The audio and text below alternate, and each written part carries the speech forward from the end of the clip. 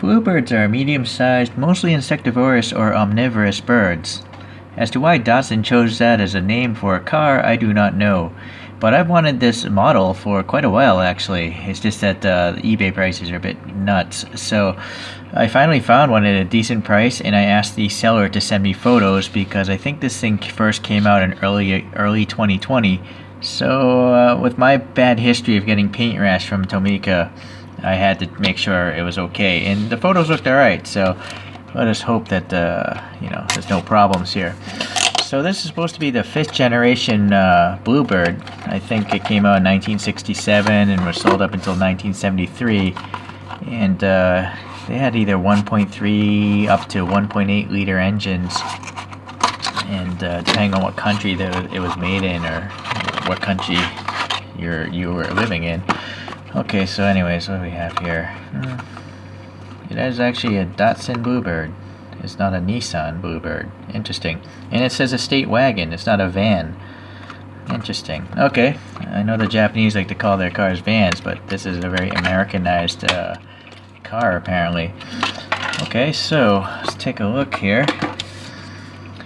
Let me angle the camera down. I believe that photo behind is this car that the TLV was going for. Alright, so this paint is really nice. It's like a metallic blue. I kind of feel there's a little green in there. But I suppose it's more on the blue side than the green side. And it does say Bluebird right there, so that's really nicely printed. Let's see if I can zoom in for you guys or focus better. There you go, you see? Yeah, it's legible. And then there's some sort of badge here right on the front quarter panel. Yeah, some sort of badge, door handles, painted silver. I guess there's a keyhole there. And then the hubcaps, they look like the photo behind, kind of. Actually, not perfectly though. They're missing the like the indentations here, like the spoke holes or the hubcap holes are not really there. So it's really just a center cap. Okay, so not the best there, but we do have silver trim going around the windows, and it's painted on the die cast, so it's pretty good. It does have separate plastic fenders, so that's good. It's not die cast painted silver, and there's a little bit of black here painted on the bumper. Alright, white license plate, a silver key, and I don't know if there's a bump there. I think there is a molded in bump there. Okay, and then we got some silver trim printed there. The taillights, they're just painted. They're not plastic. And yeah, that's not a reflection. Unfortunately, it's missing a piece of red there. I don't know if that came that way from the factory, or if maybe the seller dropped the model or something. But it's a shame. Okay, there's something printed there. What is that? Let me try to zoom in on that.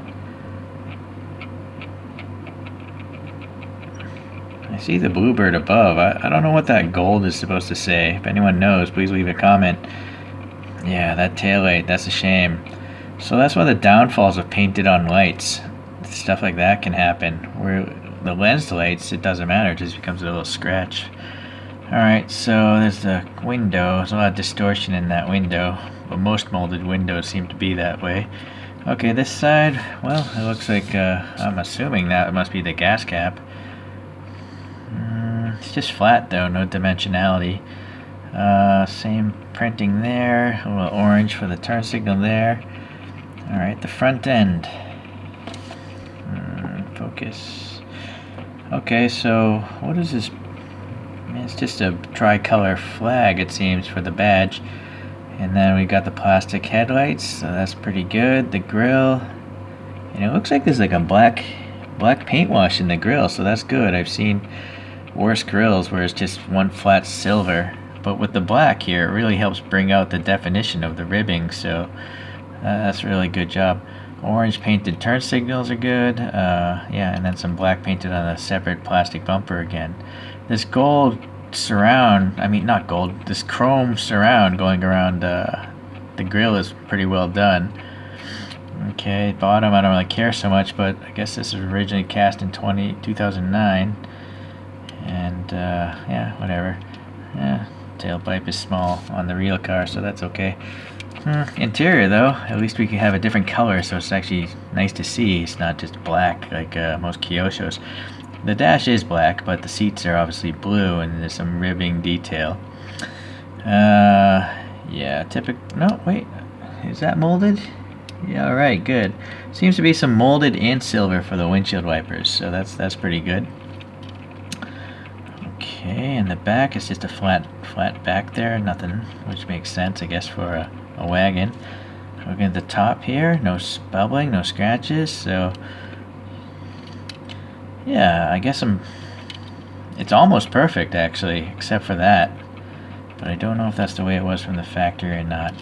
So, if it wasn't for that taillight, this would be a perfect model. So, yeah, it would behoove you guys to ask sellers to send you photos of the cars if you think you're going to get some paint problems, which for me is generally the case, actually. So yeah, this is a great model. I'm very happy to have it. Let's put it on the spin thing here. Maybe you can compare it to the photo here.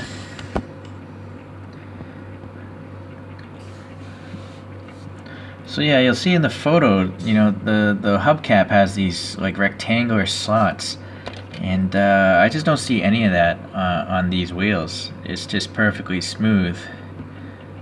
Or am I crazy? No, those are just reflections going on. So it's kind of weird that TLV would miss something so obvious.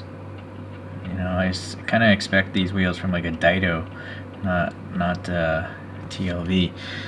Okay, well, to compare to a Dido, actually, here's a Safari Rally Dido, and this also has painted taillights, but lensed headlights, and actually separate plastic bumpers. What I like about the Dido is there's no side window, so you can see the interior better. It's a good call on their part. A street version, we have a Konami. This is the sedan version, of course, and these wheels are accurate to a different Bluebird, I guess. And this also has painted taillights. So it seems to be a trend amongst all of the brands to just say, hey, painted taillights, that's fine. So while that spins. So over here we have a green light. I'm sure many of you might have something like this already in your collection. I like it because I actually saw this car, or I saw a BRE 510 at an import auto show in like Long Beach a long time ago. So it could have been number 46 actually. I don't recall. It was over 10 years ago. Okay, but painted headlights, that's much worse than painted taillights.